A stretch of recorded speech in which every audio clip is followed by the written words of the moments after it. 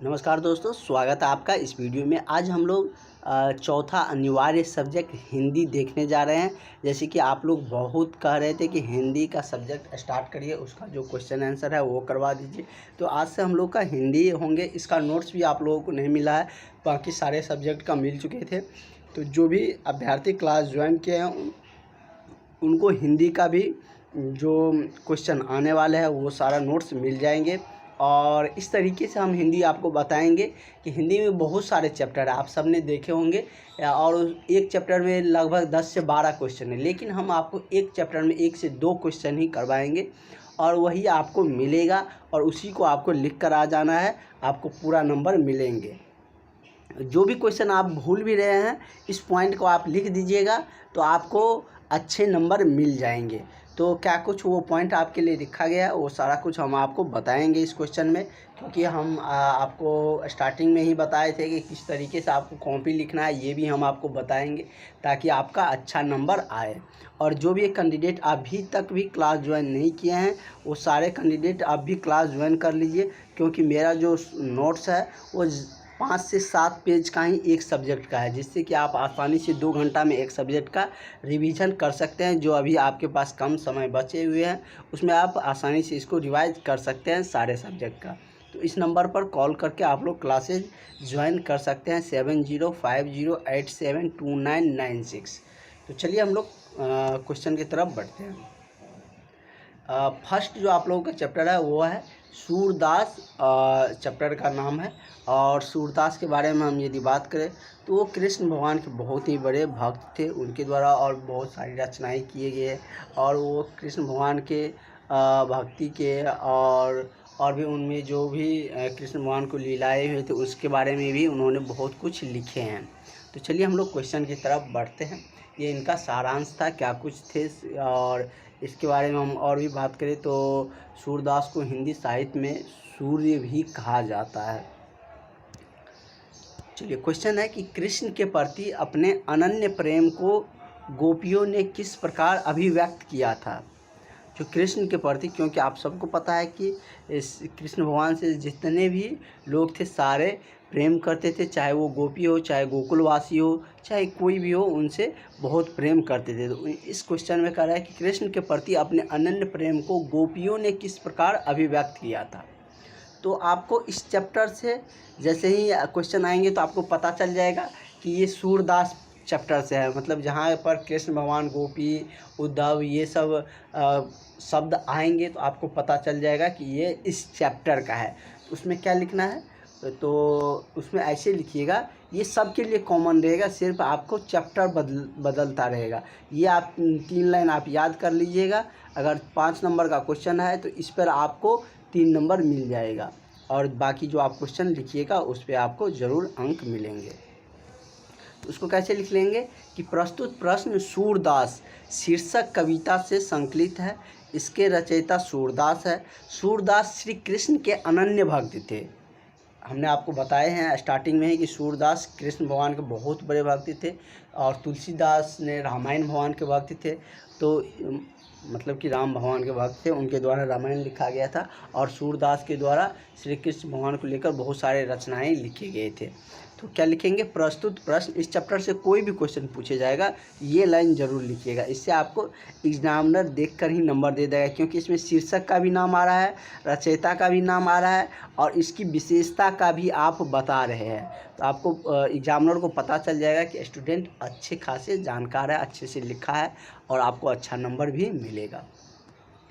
तो क्या लिखिएगा कि प्रस्तुत प्रश्न सूरदास पद शीर्षक कविता से संकलित है। इसके रचयिता सूरदास है। सूरदास श्री कृष्ण के अनन्य भक्त थे। अब क्वेश्चन की तरफ बढ़ते हैं। क्वेश्चन क्या कह रहा है। अब पैराग्राफ चेंज करेंगे, पैराग्राफ चेंज करेंगे तो मिड से, मतलब बीच से, अब अगला लाइन में बीच से स्टार्ट करेंगे। क्या कह रहा है कि गोपी के अनन्य भक्त के बारे में बताना है, मतलब कि गोपियों के प्रेम के बारे में अभिव्यक्त करना है।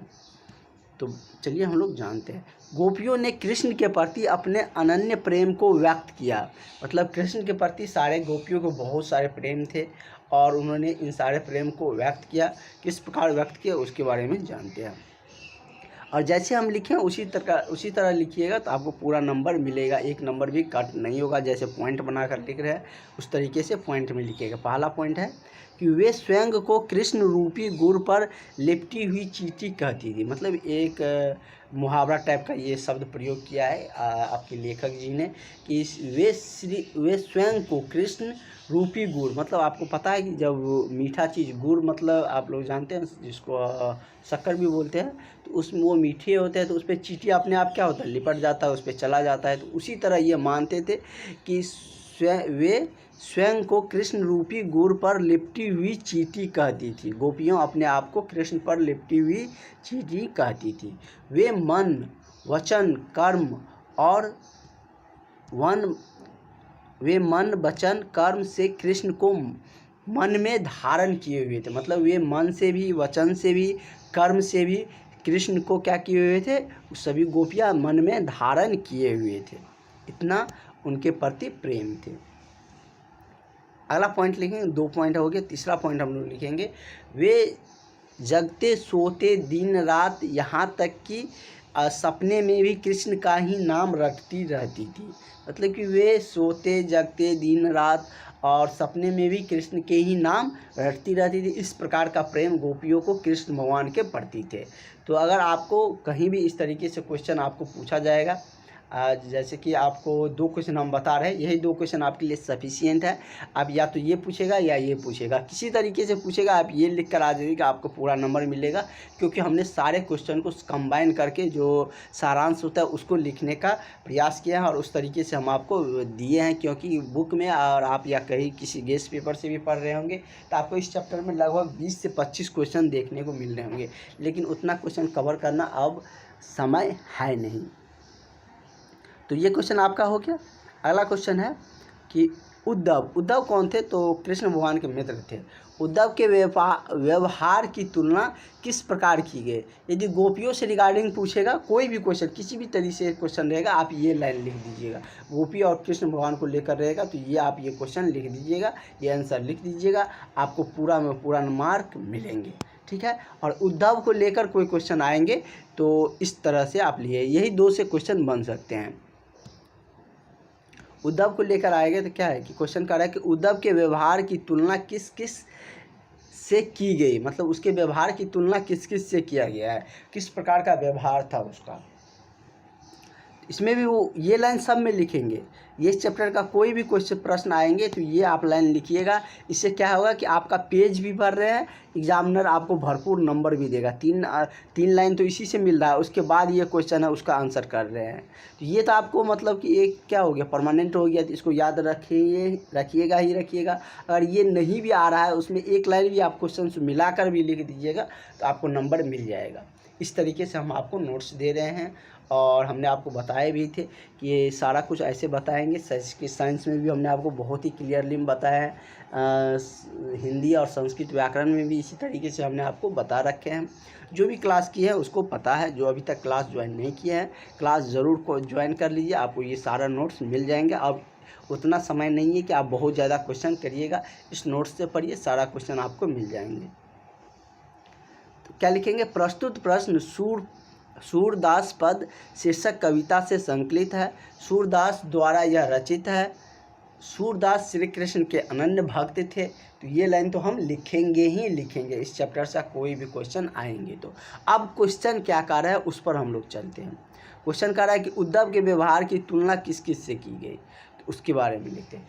उद्धव के व्यवहार की तुलना निम्नलिखित है। चलिए देखते हैं निम्नलिखित क्या क्या है, और निम्नलिखित जब ये आएंगे तो उसको पॉइंट बनाकर लिखेंगे। पहला पॉइंट है कि कमल के पत्तों से जो जल में रहकर भी उसे प्रभावित नहीं होते हैं।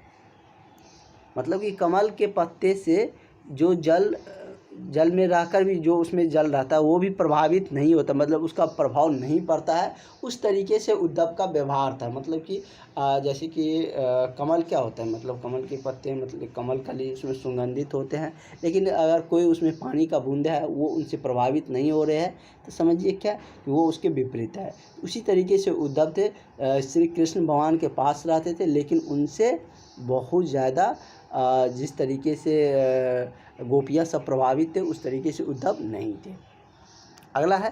अगला उसको मतलब कि तुलना किया है, क्या कुछ कह रहे हैं, जल में पड़ी तेल की बूंद।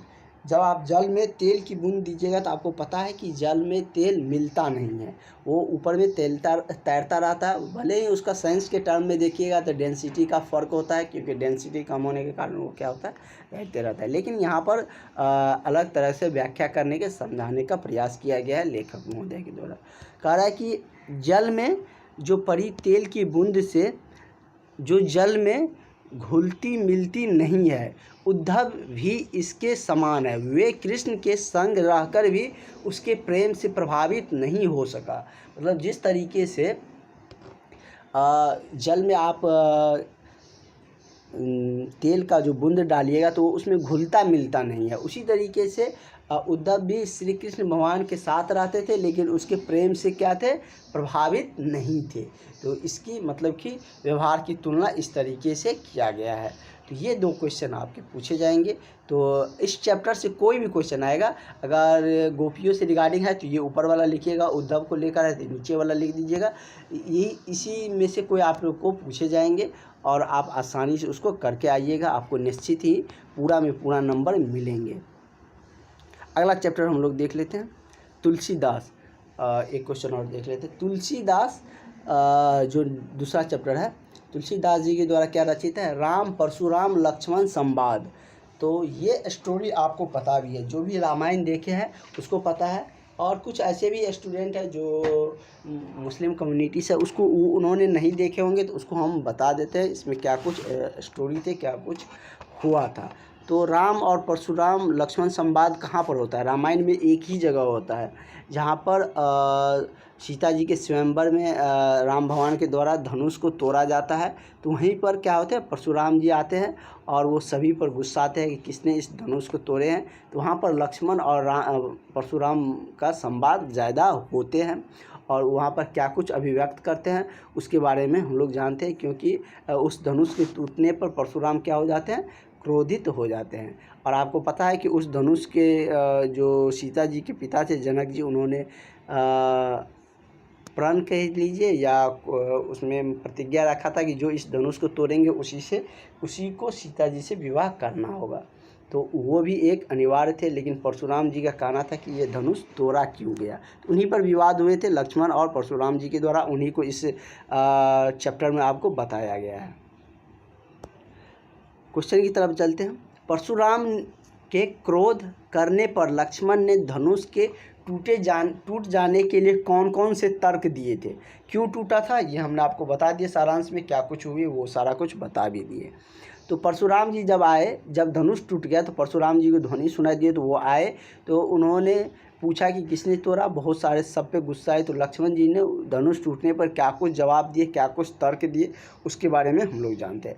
इसमें भी ये लाइन लिखेंगे, सिर्फ 1-2 जगह चेंज होगा, जहाँ पर शीर्षक का नाम बदलेगा और लेखक का नाम बदलेगा, बाकी सारा कुछ वही रहेगा सारा चैप्टर में। इसलिए आपको न चाहते हुए भी ये लाइन आपको याद हो जाएगा और आपको 5 नंबर या 2 नंबर या 3 नंबर में पूछा जाएगा, उसमें 3 लाइन आपको ऐसे ही पूछ जाएगा और 2-3 लाइन लिख दीजिएगा, 5-6 लाइन हो जाएगा, आपको पूरा नंबर मिल जाएगा। इसमें भी वही लिखेंगे, प्रस्तुत प्रश्न राम परशुराम लक्ष्मण संवाद शीर्षक कहानी से संकलित है, तुलसीदास द्वारा रचित है। ये तुलसीदास जी के द्वारा रचित है और तुलसीदास जी के रामचरितमानस तुलसीदास की प्रसिद्ध और लोकप्रिय रचना है। जो रामचरितमानस जो लिखा, वैसे तो बहुत सारी रचनाएं तुलसीदास जी के द्वारा लिखा गया है, और लेकिन उसमें जो रामचरितमानस है वो कह लीजिए कि इसमें सबसे इसका प्रसिद्ध और लोकप्रिय क्या है, तो इसका मतलब कि रचनाएं है। परशुराम के क्रोध, अब हम लोग क्वेश्चन की आंसर की तरफ चलते हैं। ये आपको लाइन लिखना ही है, प्रस्तुत प्रश्न राम परशुराम लक्ष्मण संवाद शीर्षक कहानी से संकलित है, तुलसीदास जी द्वारा रचित है, रामचरितमानस तुलसीदास की प्रसिद्ध एवं लोकप्रिय रचना है। परशुराम के क्रोध करने पर लक्ष्मण ने निम्न तर्क दिए, कौन कौन से तर्क दिए उसके बारे में जानते हैं। उन्होंने कहा, जब परशुराम जी बहुत क्रोधित हुए, उन्होंने कहा कि हमने बचपन में हमने कितने ही धनुष तोड़े, परंतु आपने उन पर कभी क्रोध नहीं किया। इस विशेष धनुष से आपकी क्या ममता है?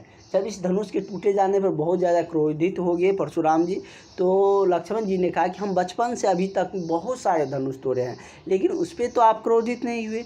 इस धनुष में क्या ऐसी विशेषता थी कि आप बहुत ज़्यादा क्रोधित हो रहे हैं? ठीक है। और परशुराम जी इसलिए तो क्रोधित हो रहे थे क्योंकि वो भगवान शिव के द्वारा उनके दिया हुआ उनका मतलब कि वो धनुष था और वो मतलब वहाँ पर रखा गया था, इसलिए वो क्रोधित हुए थे।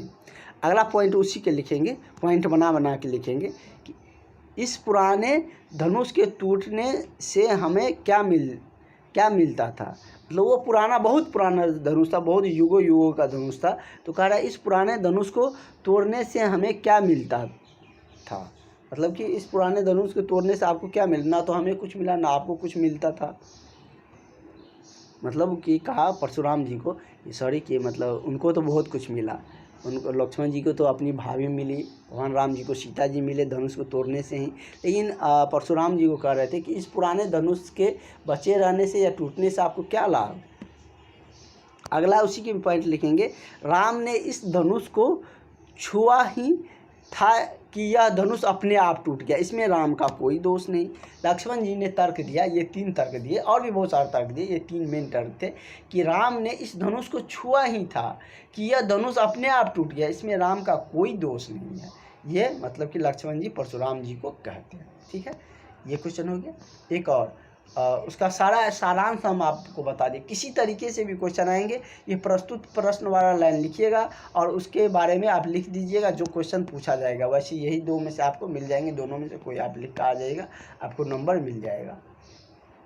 अगला क्वेश्चन उसी का देखते हैं कि साहस और शक्ति के साथ विनम्रता हो तो बेहतर है, इस कथन पर अपने विचार व्यक्त करें।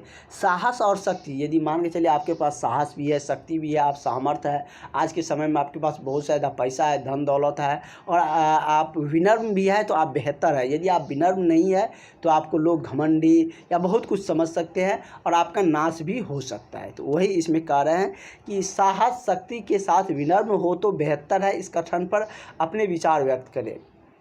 यह बात सत्य है कि साहस और शक्ति तभी अच्छे लगते हैं जब तक कि साहस, इसमें भी वो लिखिएगा, हम कम करने के लिए नहीं लिखे, प्रस्तुत प्रश्न वाला लिखिएगा ज़रूर जो ऊपर में है। जब तक कि साहस शक्ति विनम्र रहे, जैसे ही